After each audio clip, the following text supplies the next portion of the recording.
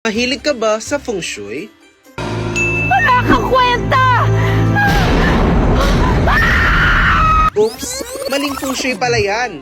Sa pagtatapos ng Year of the Wood Dragon, papasok naman ang Year of the Wood Snake sa Chinese New Year ngayong January 29, 2025. Pero ano nga ba ang naghihintay sa atin sa pagpasok ng bagong Chinese Lunar Calendar? Sabi ng feng shui expert na si Marites Allen, nakatuon ang mga individual para sa kanilang personal development at long-term goals. Very productive yarn!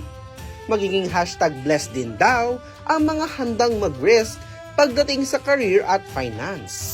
Sana all handang sumugal! Sa kabila ng nag-aabang na blessings, pinag-iingat din ng eksperto na iwasang magdesisyon ng padalos-dalos dahil posible ring dumating daw ang mga hindi inaasahang pagsubok sa buhay.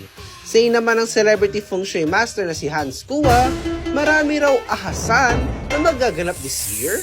Uy, ingat po tayo sa mga ahas.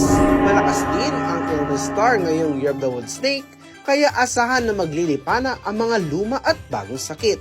Kaya naman, health is wealth this 2025. Pero mga ka-genius, sa kabila ng mga hanash ng ating feng shui experts, lagi natin tatandaan na tayo pa rin ang may hawak ng ating kapalaran. Kung hey Fat Choy! Real news on the go.